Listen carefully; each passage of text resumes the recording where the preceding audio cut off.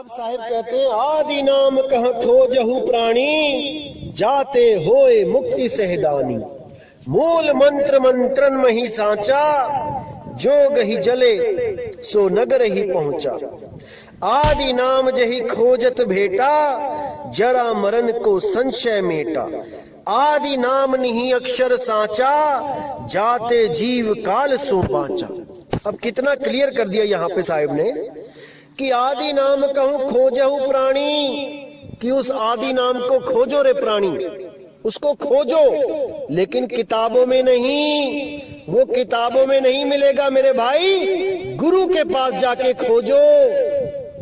ऐसा गुरु खोजो जिसको उसका भेद पता हो, वही आपको आदि नाम दे सकता है, बाकी गुरु आपको मंत्र देंगे। आदि नाम कहूं खोजो प्राणी, जाते होए मुक्ति सैदानी।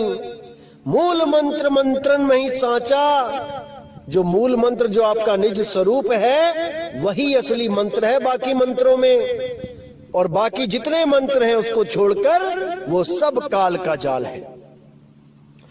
आदि नाम जही खोजत भेटा, जरा मरण का संशय मेटा। जो आदि नाम को खोजेगा और उससे भेंट करेगा, उसका जरा मरण खत्म हो जाएगा। आदि नाम नी अक्षर सांचा, जाते जीव काल सो बाचा। उस आदि नाम को नी अक्षर जानो, वो अक्षरों में नहीं है मेरे भाई। जो भी कोई अक्षरों का रटना करता है, जाप करता है, वो काल से बच नहीं सकता। आदि नाम नी अक्षर सांचा, ताते जीव काल सो बाचा। वही जीव काल से बचेगा जो आदि नाम को प्राप्त करेगा। अब साहिब कहते हैं नी अक्षर धुन जहवा होई, ताही जपे नर बिरला कोई। जाके बल आवे संसारा, ताही जपे नर हो भव पारा। गुप्त नाम गुरु बिन नहीं पावे, पूरा गुरु हो सोई लखावे। सार मंत्र लखे जो कोई, विषधर मंडवा निर्मल होई। कितना क्लियर कर दिया, यहाँ पर कुछ बताने की जरूरत ही नहीं है। नी अक्षर धुन जहवा होई, यानी वो एक धुन ऐसी हो रही है जो अक्षरों में नहीं आती, क्योंकि हम लोग जो बातें कर रहे हैं ये भी एक अक्षर है, ये भी एक धुन है। हमें बचपन में स्कूल में इन धुनों को पहचानने के लिए माँ बाप हमें स्कूल भेजते हैं, ताकि वहां पर हम इन धुनों को पहचान सकें कि किसके मुंह से कैसी धुन निकल रही है और उसको लिखा कैसे जाता है।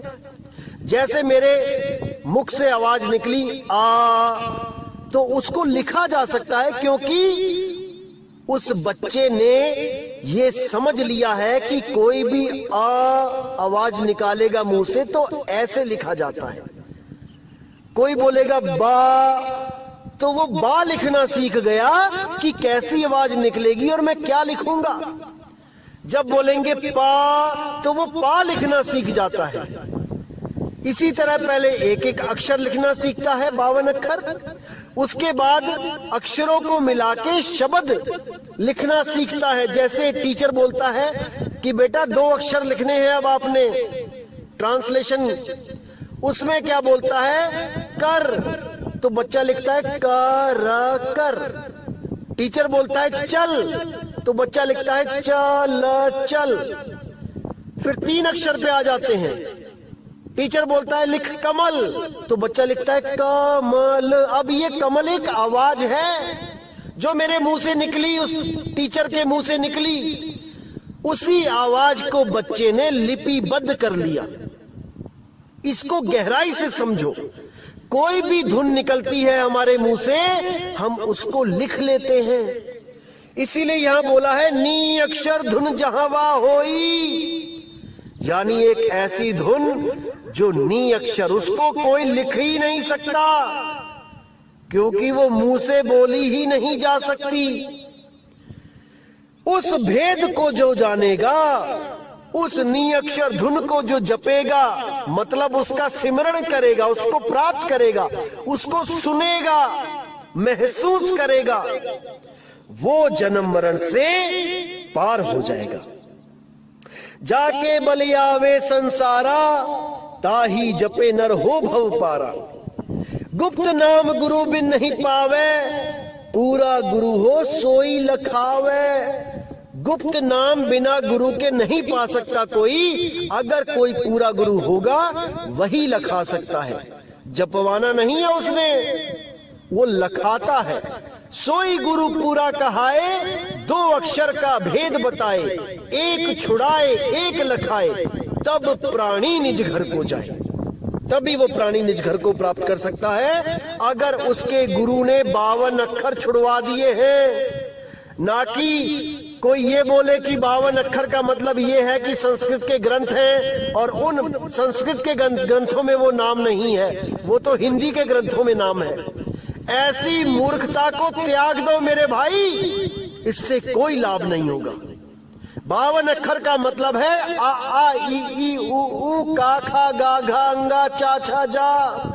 इन 52 अक्षरों को त्याग दो। इन 52 अक्षरों से मिलने वाले, इन 52 अक्षरों के द्वारा पैदा होने वाले, इन 52 अक्षरों को जोड़ जोड़ के नए अक्षर बनने वाले, उन शब्दों को भी त्याग दो, मंत्रों को भी त्याग दो और गुरु से सैन लो। सैन, बिना सैन पूगे नहीं, चाहे कितना कर लो विचार।